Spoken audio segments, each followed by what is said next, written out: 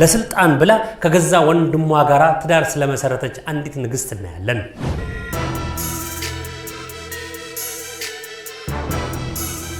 ዓለም በብዙ መልካም ነገሯ የሚያቃት እቺ ንግስት ማን ናት?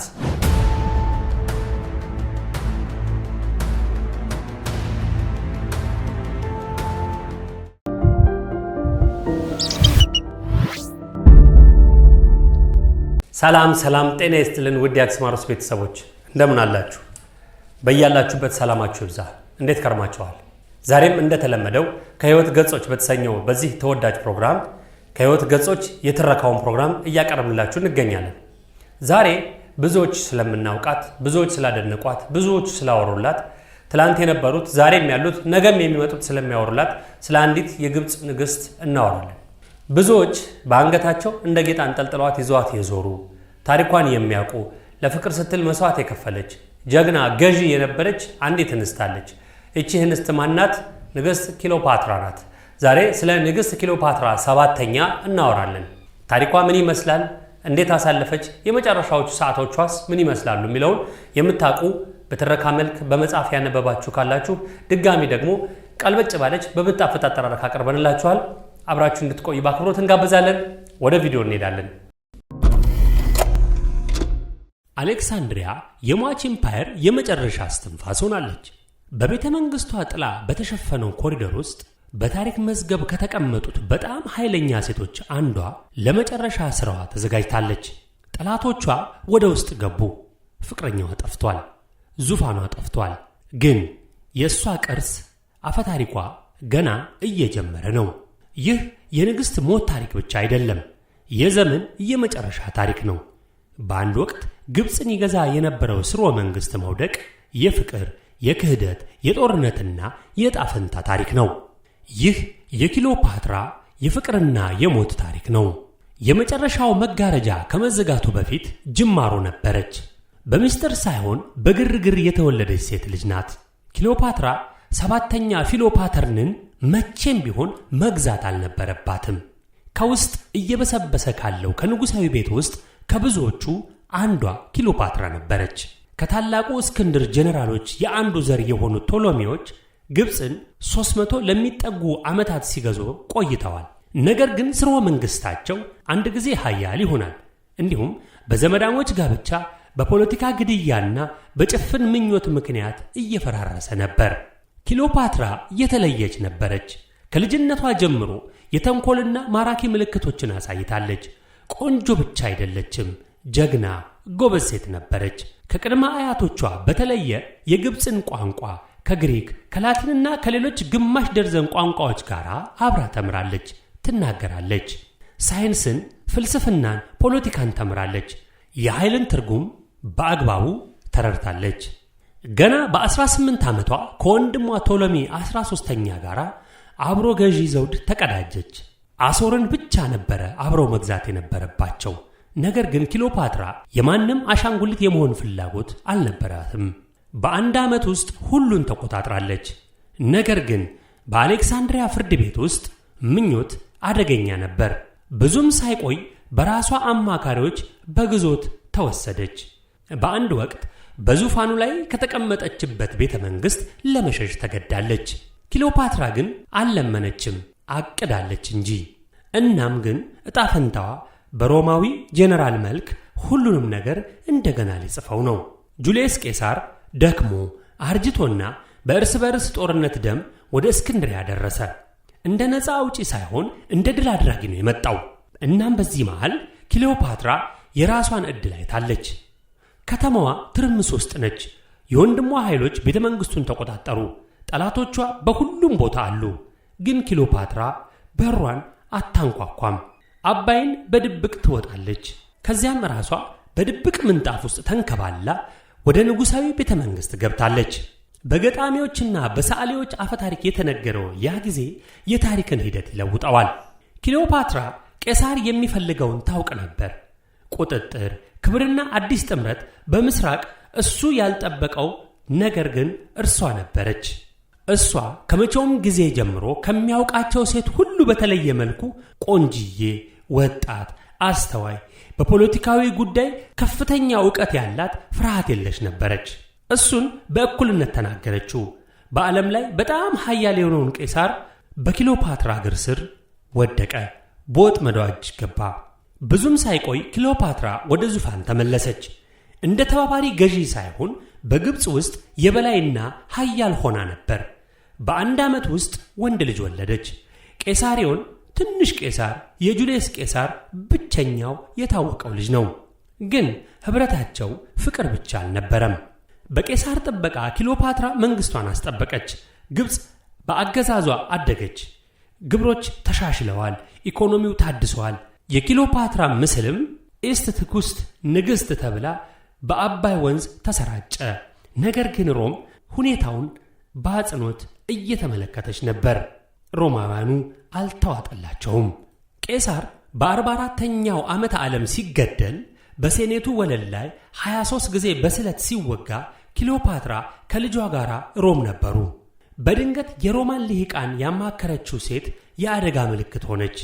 ብቻዋን ወደ ግብፅ ተመለሰች፣ ግን አልተሸነፈችም።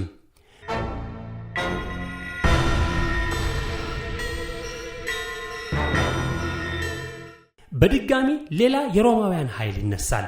ክሊዮፓትራም እንደገና ዓለምን ለመቅረጽ ሁሉንም ነገር አደጋ ላይ ትጥላለች። አሁን 3 ሰዎች ስለ ሮም የወደፊት ዕጣ ፈንታ ይወዳደራሉ። የቄሳር የማደጎ ልጅ ኦክታቪያን፣ የፖለቲካ ቦታ ባለቤት የሆነው ሌፒደስ፣ እንዲሁም ወታደሩ አፈቀላጤውና አስማተኛው ማርክ አንቶኒ።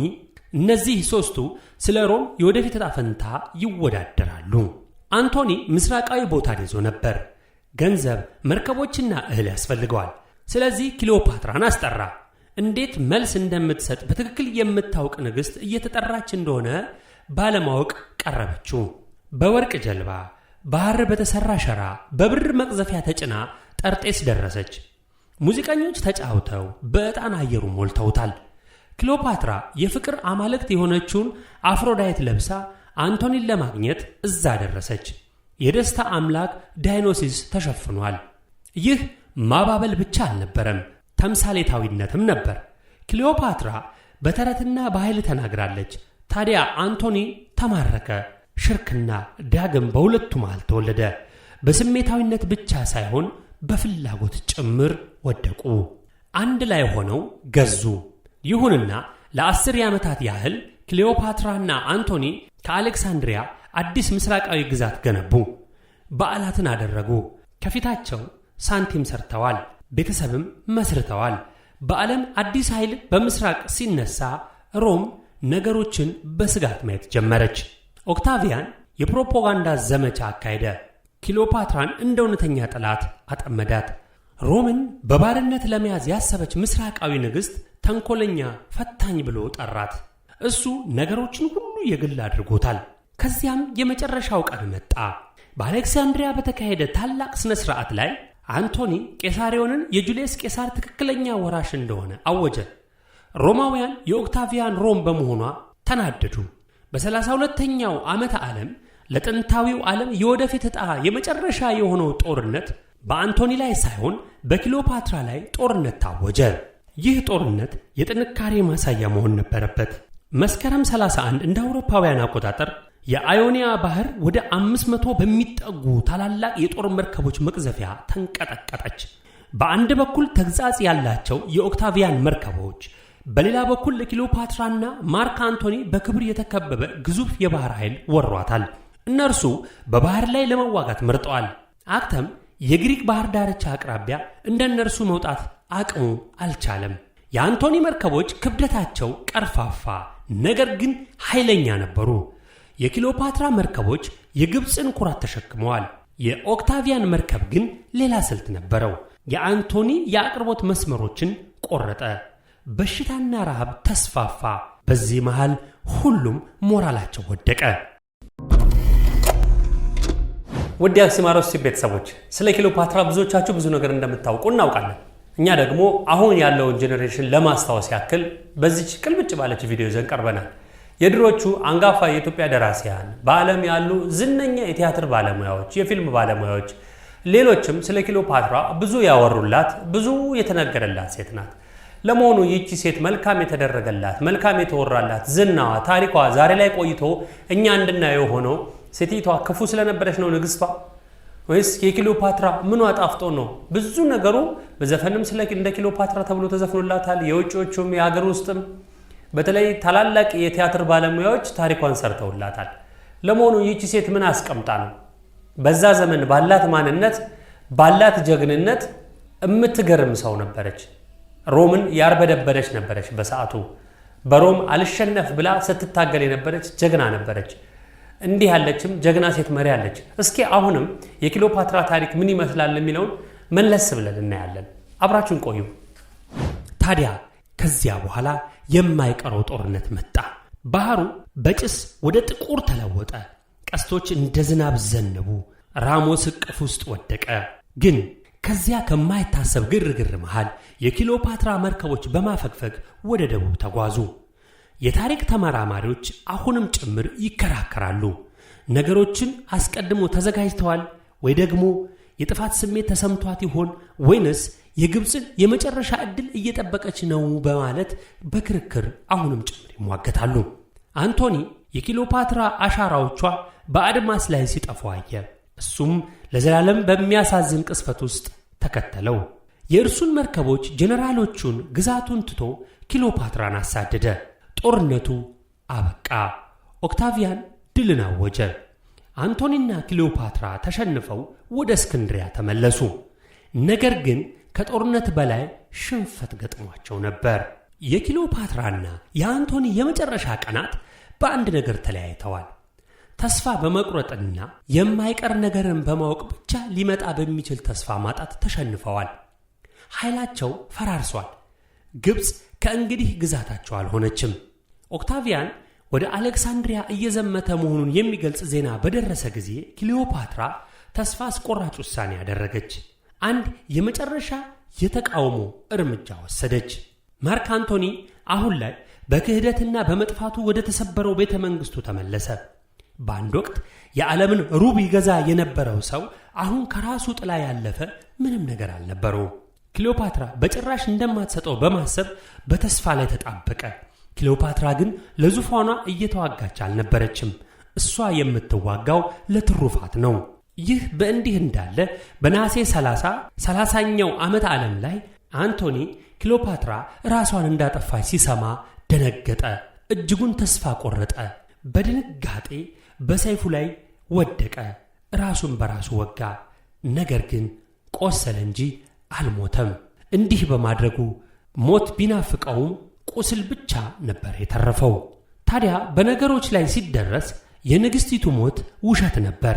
ነገር ግን ወደ እርሷ እንዲወስዱት ውሰዱኝ ሲል አዘዘ። እሷ እንደ ካደችው አመነ።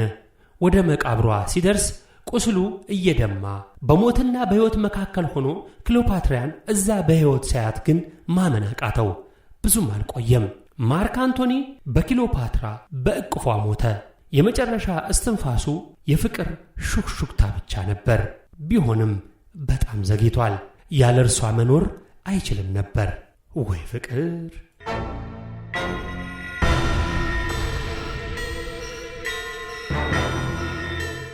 በንጉሳዊ የመቃብር ጸጥታ በሮማውያን ጦር በራፋቸው ላይ ክሊዮፓትራ የመጨረሻ ምርጫዋን አደረገች። ክሊዮፓትራ ሁሌም ጠንካራ ሴት ነበረች። ነገር ግን በዚያ ቅስፈት የዓለም የመጨረሻዋ ታላቅ ንግሥት ታሪኳን በራሷ መሠረት ለመጨረስ መርጣለች። አገልጋዮቿን አስጠርታ አስፕ የተሰኘውን መርዛማ እባብ እንዲያመጡላት ጠየቀች። በሕገ ወጥነት፣ በድፍረት እናም የግብፅ ንግሥት የቶሎሚ የመጨረሻዋ ክሊዮፓትራ 7ኛ በራሷ ጉዳይ በራሷ መንገድ በመርዛማ እባብ ተነድፋ ሞተች። የክሊዮፓትራ ሞት የዘመናት ፍጻሜ ነው። ግብፅ በሮም ላይ ስትወድቅ ኦክታቪያን በቅርቡ አውግስጦስ ይሆናል። ግብፅን የሮማ ግዛት ያደርጋታል። በታሪክ ውስጥ በጣም ኃይለኛ ከሆኑት ስርወ መንግሥት ውስጥ አንዱን ያጠፋል። ነገር ግን ክሊዮፓትራ አልተረሳችም። ለብዙ መቶ ዘመናት ባለቅኔዎች፣ የቲያትር ደራሲዎች፣ ሰዓሊዎችና የፊልም ሰሪዎች ርዕሰ ጉዳይ ሆናለች። ትላንትም ዛሬም ነገም ይቀጥላል። ክሊዮፓትራ ግን የዚህን ያህል አትረሴ የሆነችው ለምን ይሆን? ለሮማውያን እሷ የአደጋ ተምሳሌት ነበረች። ሮምን ለማንበርከክ የተቃረበ ሳይረን፣ ለግብፃውያን አማልክት ነበረች። የጥንታዊ ስልጣኔያቸው የመጨረሻዋ ተወካይ ነች። ለእኛ ደግሞ ታሪካዊ ሰውና አፈታሪክ ነች። ስልጣንን፣ ፍቅርን፣ ግዛትን በማሳደድ የኖረችና የሞተች ታላቅ ንግሥት። ስለ ክሊዮፓትራ የምናስታውሰው ውበቷን ብቻ ሳይሆን ፍቅረኞቿን፣ አልፎ ተርፎም አሳዛኝ ፍጻሜዋን ነው። ፍቃዷ የማይበገር ነው። ዓለምን ለፈቃዷ በማጠፍ የታሪክን ሂደት የቀረጸች ሴትና በመጨረሻም በሕይወቷ ውስጥ ባደረገችው ጥንካሬ ሞቷን የተጋፈጠች ጀግና ሴትም ጭምር ናት። ክሊዮፓትራ በወጣትነቷ ሞታ ሊሆን ይችላል። ነገር ግን ክሊዮፓትራ ለዘላለም በታሪክ ውስጥ ትኖራለች። አንዳንዴ እንደ ንግሥት ስናስባት፣ አንዳንዴም እንደ ተረት በማሰብ በፍጹም ከታሪክ አትጠፋም። ሁላችሁም የጥንቱን ዓለም ታሪክ ስትመለከቱ ይህንን ልብ ብላችሁ አስታውሱ። ለሁሉ የማይቀር ቀጠሮ አንድ ቀጠሮ አለ። እሱም ሞት ነው። የክሊዮፓትራ የንግሥት መጨረሻ ብቻ ሳትሆን የስልጣኔ ታላቅ ታሪክ ምዕራፍ መዝጊያ ነበረች። ስም ከመቃብር በላይ ይውላል እንዲሉ ስሟ ግን ለዘላለሙ አይጠፋም። ይህ የክሊዮፓትራ ውርስ ነው። ውድ ተመልካቾቻችን ባቀረብንላችሁ ፕሮግራም እንደተደሰታችሁ ተስፋ እናደርጋለን። ዛሬ ያቀረብንላችሁ ስለ ክሊዮፓትራ ነው። አያችሁ፣ አንዳንድ ጊዜ ለንግስና ተብሎ ሰው የገዛ ወንድሙን ያገባል። ስልጣንን ላለመልቀቅ ብላ የገዛ ወንድሟን አግብታለች። ታሪኳን ተመልከቱት። አትገርምም? እንግዲህ ዘመን እየዘመነ ሲመጣ፣ ጊዜ እየዘመነ በሄደ ቁጥር ደግሞ ትላንት ከነበረው ዛሬ እየባሰ ይመጣል። አንዳንዴ ወንበር እንዲህ ያስቸግራል። ለዛሬ የነበረን ቆይታ ይህን ይመስላል። ቪዲዮዎቻችንን ከወደዳችሁት ሰብስክራይብ፣ ሼር፣ ላይክ በማድረግ እናንተ እንዳያችሁ ለሌሎች እንዲደርስ መልካም ትብብራችሁ አይለየም ብለን በአክብሮት እንጠይቃለን። ለዛሬ የነበረን ቆይታ ይህን ይመስላል። ቸር ያገናኘን። ሰላሙ